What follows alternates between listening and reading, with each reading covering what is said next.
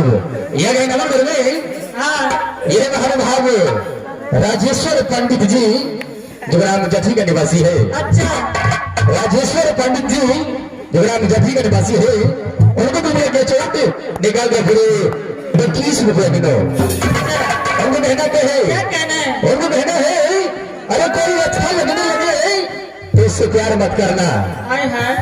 कोई अच्छा लगने लगे तो उससे प्यार मत करना, हो सके तो उसके लिए अपना नींद खराब मत करना। अरे दो दिन तो आएंगे खुशी से मिलने मास्टर साहब, 2 दिन तो आएंगे खुशी से मिलने लेकिन तीसरे दिन बोलेंगे मेरा इंतजार मत करना।